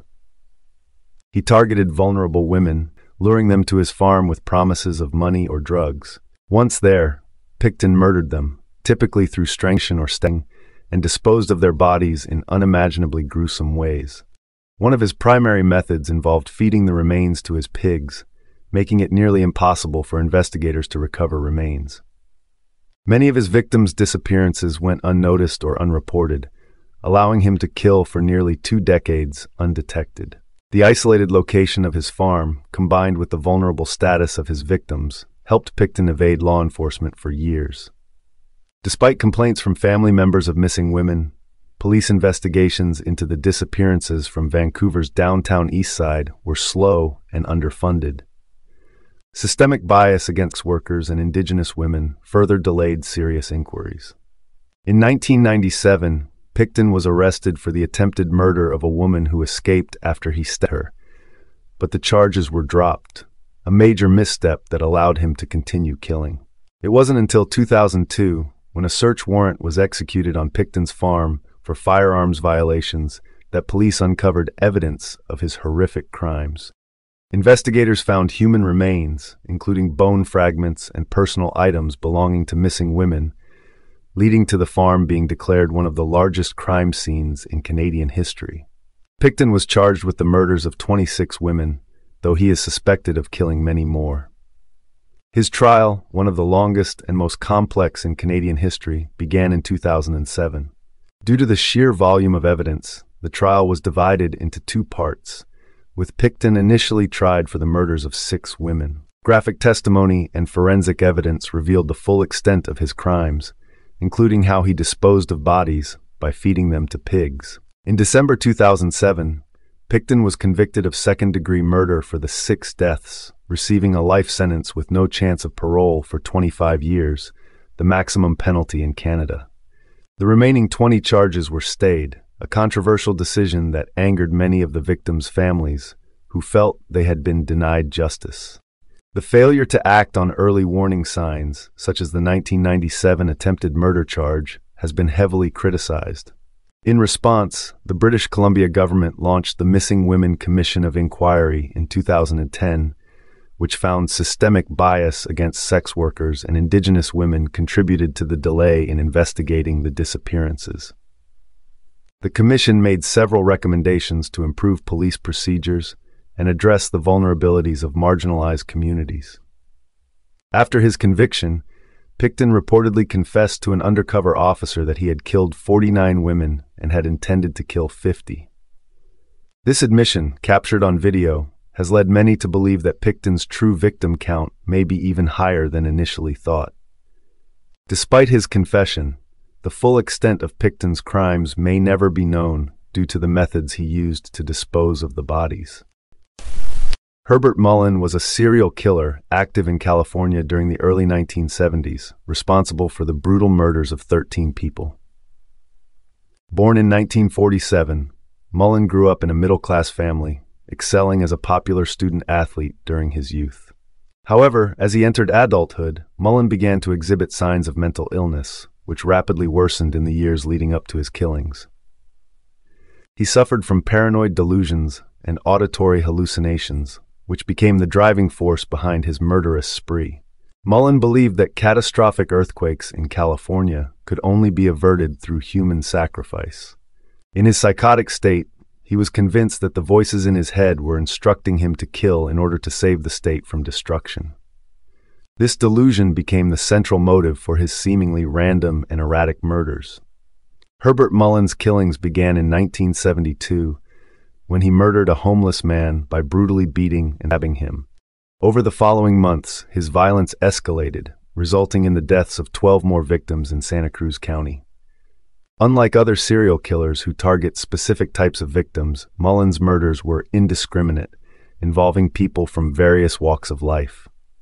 His victims included random pedestrians, teenagers camping in a park, acquaintances, and even a priest. Mullen's mental instability and delusional beliefs made his crimes particularly unpredictable. Mullen's erratic nature and spontaneous approach to murder set him apart from other serial killers of the era, like Edmund Kemper, who was also active in the same region. While Kemper's crimes were more organized and rooted in a desire for control, Mullen's actions were chaotic, driven by his belief that he was preventing natural disasters through these human sacrifices. As his mental state deteriorated, Mullen's paranoia and hallucinations became more severe, eventually leading to his downfall. Mullen's erratic behavior and lack of a clear pattern to his killings led to his capture in 1973. After his arrest, he was diagnosed with paranoid schizophrenia, a condition that had clearly shaped his motives and actions. During his trial, the primary focus was on Mullen's sanity. His defense team argued that his actions were the direct result of his mental illness, and that he was not fully aware of what he was doing. However, the prosecution argued that Mullen knew right from wrong and could still be held accountable for his crimes. The jury ultimately found Mullen legally sane during the killings, and he was convicted of 10 of the 13 murders. He was sentenced to life in prison, where he remains to this day. Despite the clear influence of his mental illness, the legal system determined that Mullen's awareness of his actions, however delusional, made him culpable for the crimes. Leonard Lake was a notorious American serial killer who, alongside his accomplice Charles Ng, was responsible for a series of gruesome murders during the 1980s. Born in San Francisco in 1945, Lake had a troubled childhood marked by early signs of disturbing behavior, including terrorism and the torture of small animals. His military service in Vietnam only deepened his psychological issues, leaving him further disconnected from societal norms. After leaving the Marines, Lake developed a fascination with survivalism, doomsday scenarios, and the idea of a personal M project, a vision of creating a bunker where he would keep women as sex slaves. He began hoarding supplies, firearms, and building his ideal survivalist compound in rural California. In 1983, Lake met Charles Ng, a younger man with a similarly dark mindset, who became his accomplice in a horrific spree of abductions, torture, and murder. Together, they built a bunker at Lake's cabin in Wilseyville, California, equipped with rooms for imprisoning their victims. Their sadistic methods included rape, torture, and eventual murder, with many of the atrocities recorded on videotapes, where they referred to their victims as part of Lake's Operation Miranda, a twisted plan based on his fantasies. Over the course of their killing spree, Lake and Ng are believed to have murdered at least 11 people, though the true number could be higher. Their victims included entire families, as well as women they abducted to be subjected to their deranged fantasies. The exact number of victims remains unknown, as evidence suggests that they likely killed many more people whose remains were never found. The duo's reign of terror came to an end in 1985 when Lake was arrested for shoplifting. While in custody, police discovered evidence linking him to the missing persons cases. Before the investigation could proceed, Lake ingested cyanide pills he had hidden in his clothing himself to avoid facing justice. Ng, on the other hand, fled to Canada, leading to a lengthy extradition battle before he was finally tried and convicted in the United States in 1999. In the early 1980s, Atlanta, Georgia was gripped by fear as young black children and adolescents began to disappear. Between 1979 and 1981, 29 black youths, most of them children, were murdered. Authorities, local communities, and the FBI were engaged in an intense manhunt to capture whoever was responsible for these heinous crimes. The turning point in the investigation came in 1981 when Wayne Williams, a 23-year-old freelance photographer, music producer, and self-proclaimed talent scout, was arrested and eventually convicted for 2 of the murders. Williams grew up in Atlanta, the only child of 2 school teachers, and by all accounts was ambitious and intelligent. Despite having a strong interest in media and entertainment, Williams was far from a major player in those industries. The investigation took a significant leap when police, staking out bridges over the Chattahoochee River, heard a splash, followed shortly by Williams driving over the bridge. When the authorities stopped him, he offered a weak explanation for his whereabouts. A few days later, the body of Nathaniel Cater, one of the victims, was found downstream. This connection drew the suspicion of the police and eventually led to Williams becoming the prime suspect. Forensic evidence played a crucial role in linking Williams to the crimes. Carpet fibers from Williams's home, his car, and even his dog were found on some of the victims. Though he was never tried for all the murders, Williams was convicted for the murders of Nathaniel Cater and Jimmy Ray Payne, both of whom were adults rather than children. The prosecution argued that fibers from Williams' environment, as well as his presence at the Chattahoochee River the night Cater's body was dumped, were compelling proof of his involvement. However, controversy and debate still surround Williams' conviction. While he was imprisoned for the 2 murders, many believe Williams was responsible for the entire Atlanta child murders case, even though no charges were brought for the other 27 victims. Some believe the case was closed prematurely, as authorities wanted to quell public fear and pressure. There are those who continue to question whether Williams was truly the serial killer behind all of the deaths, or if there was more to the story. Williams has always maintained his innocence. In the 1990s, he even attempted to get his case reopened. Some have argued that the investigation was racially biased or that the authorities were looking for a scapegoat to put the city at ease. In 2019, Atlanta Mayor Keisha Lance Bottoms announced that new evidence in the case would be re-examined, focusing on modern DNA testing methods that were not available during the original investigation. This decision reignited interest in the case and the question of whether the real killer had been caught.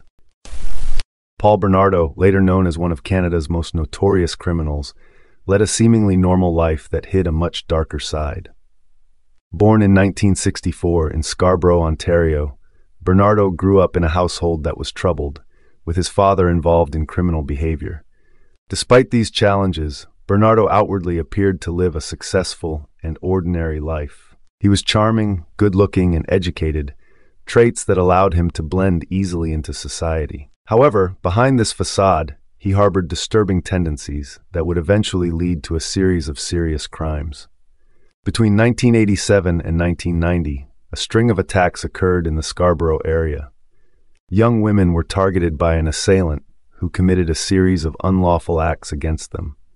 Despite numerous police investigations and attempts to catch the perpetrator, Bernardo managed to evade capture, growing more confident in his ability to escape justice. It wasn't until years later that his DNA would link him to these offenses, but by then, his crimes had escalated significantly. In 1987, Bernardo met Karla Homolka, a young woman who would later become his wife. On the surface, they appeared to be a perfect couple, often compared to the iconic Ken and Barbie dolls due to their attractive appearances. However, beneath this image, their relationship was far from healthy. Together, they began to engage in increasingly unlawful and harmful behavior. Karla, who had previously seemed like an ordinary person, played an active role in assisting Bernardo with his criminal activities. Their first known victim was Karla's younger sister, Tammy. In a tragic incident in 1990, Bernardo and Homolka gave Tammy harmful substances, which resulted in her passing. Though the incident was initially ruled an accident, it was later revealed that Bernardo and Homolka were responsible. Despite this, the couple continued their criminal partnership, and their actions became even more serious. In 1991, they abducted Leslie Mahaffey, a 14-year-old girl, whom they held in their home for several days. During this time, they subjected her to cruel and inhumane treatment. Tragically, Leslie did not survive. Her body was later found, encased in concrete, and left in a nearby lake, which led to a police investigation. Despite this, Bernardo and Homolka remained free. Their next victim was Kristen French, a 15-year-old girl whom they kidnapped in 1992. Kristen endured a similar fate, and her body was found weeks later, abandoned in a ditch. Her death sparked outrage, and the pressure on law enforcement to solve the case intensified. Bernardo's reign of terror came to an end in 1993 when his relationship with Carla deteriorated. Fearing for her own safety, Carla went to the authorities and made a deal, providing testimony against Bernardo in exchange for a reduced sentence. She claimed to be a victim of Bernardo's control, though later evidence suggested she was an active participant.